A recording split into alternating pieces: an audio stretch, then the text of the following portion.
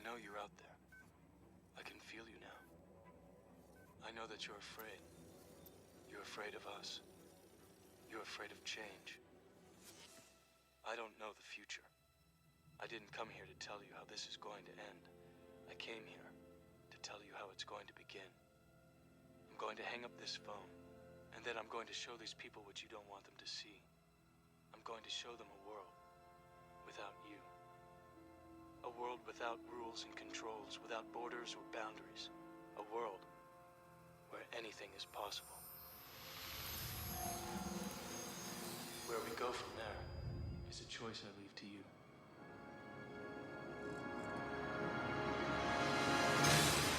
Welcome to Season 1, Episode 1 of Plato's Cave. My name is Kevin, and today on the show, we're going to talk about what this show is all about. We're also going to explain the meaning behind the title, Plato's Cave, and what that allegory really means in real life. We're also going to talk about future episodes and kind of how I'm going to set this up and what I'm going to talk about.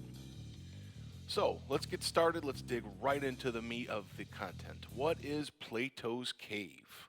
Well, that's a great question. I can tell you what it's not. It is not Plato's Closet. It is not a repurposing thrift shop. It is also not a cave made out of Play-Doh. That is actually a pretty good guess there, but no, neither of those two things.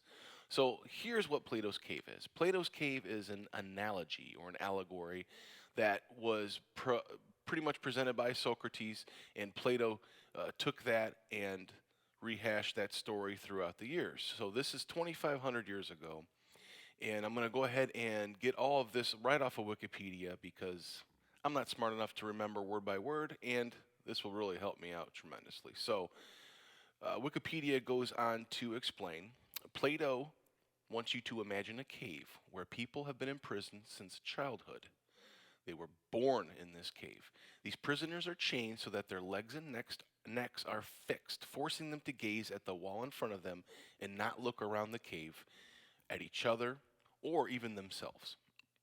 Behind the prisoners is a fire, and between the prisoners and the fire is a raised walkway with a low wall. Behind this wall are people walking with various objects or puppets of men and of living things, of things that represent the real world. The people walk behind this wall so their bodies do not cast shadows. You can't see the people, but they can see the objects that they carry. Okay? The prisoners cannot see any of what's behind them and who is doing the casting of the shadows. So I'm going to stop right there. I'm going to fast forward 2,500 years. This analogy of the cave, of the images being projected onto the cave wall, in today's world would be your television set, would be your iPhone, would be your iPad, would be your computer, would be anything that is connected to the internet or is connected to some sort of satellite or cable provider, okay? So let's go ahead and go back 2,500 years. So that's the imprisonment of the cave. So the next part of the analogy is departure of the cave. So Plato goes on to propose that suppose that one of the prisoners is freed, and he is being forced to turn and see the fire. This light from the fire would hurt his eyes and make it hard for him to see the objects that are casting shadows. If he's told what he saw before was not real, but instead that the objects he is now struggling to see are, he would not believe it. If he's told the whole time these shadows are fake, what you're actually seeing are these cutouts, I'm not going to believe you. My eyes hurt from even looking at that fire. It's crazy talk, okay? I'm in denial of what reality really is. So he looks back at the cave wall, at the images that he's been looking at his whole life, and now those images hurt his eyes. He can't look at them any longer. It's not the same. So he averts his attention back to the fire, back to the objects that were casting the images, and now things look clear to him. Now things are starting to make more sense. Fast forwarding 25 years into the future, we have movies like The Matrix. We also have a great movie from the 80s called They Live with the great and late Rowdy Piper. And these movies explain or use this analogy of Plato's cave as the basis of their movie. So in The Matrix, the scene where Neo is forced or is given the option to take the blue or the red pill, to either stay in the Matrix, to stay in the cave, to continue to look at the shadows on the wall unaffected, not knowing that there are images behind him, there are things behind him casting those shadows, or learn what the Matrix really is. Take the blue pill, turn around, look at the fire. After he chooses that path, he awakens and his eyes hurt. And he asks Morpheus, "Why do my eyes hurt?" Well, because you've never used them before. Okay? You're looking upon the real world now with your eyes, and it's blinding. The real light, the real world is blinding to your eyes because you've never used Why them. do my eyes hurt? You've never used them before. Rest, Neo. The answers are coming. The same thing can be said for They Live. Roddy Piper finds a bunch of sunglasses. He puts the glasses on. All of a sudden, he sees the real world. He sees the psyop. He sees the subliminal messages. He sees the aliens running the world.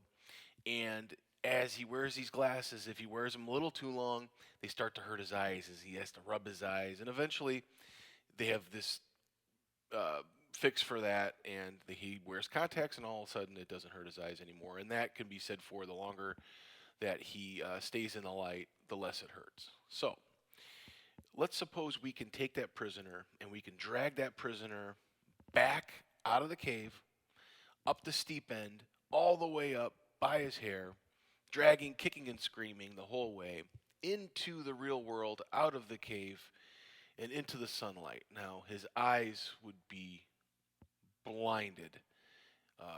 Only slowly would he start to see reflections of water and people and things.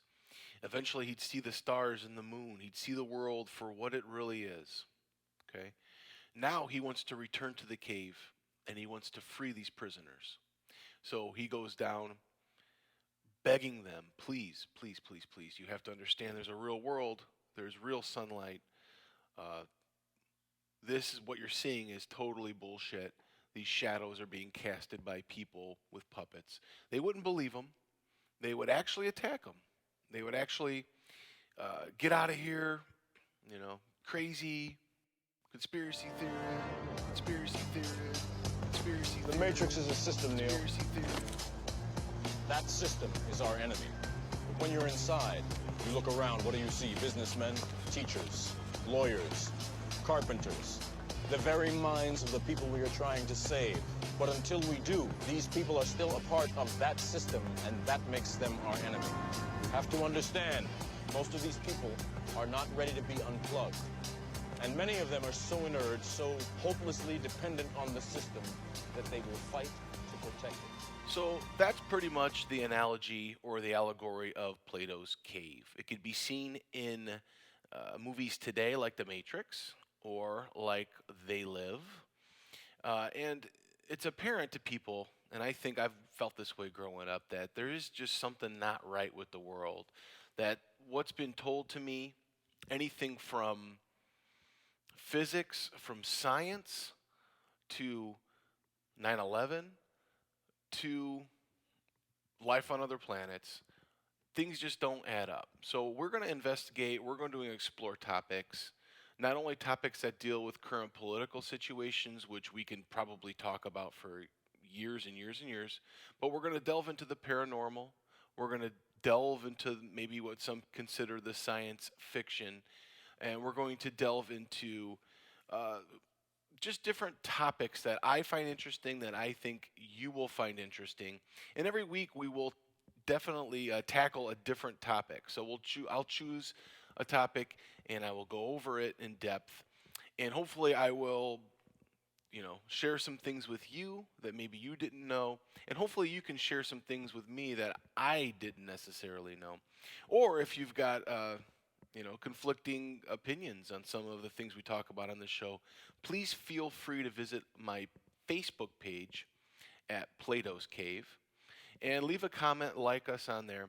That's going to help us generate some interest for the show, and it's going to actually help generate some talking points.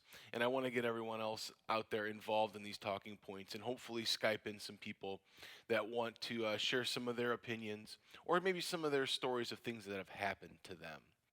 So that's going to wrap up the first episode of Plato's Cave. My name is Kevin. Can't wait to get this thing rolling and knock out some really interesting content and get it out there for everybody. So look forward to the next episode. Thanks again.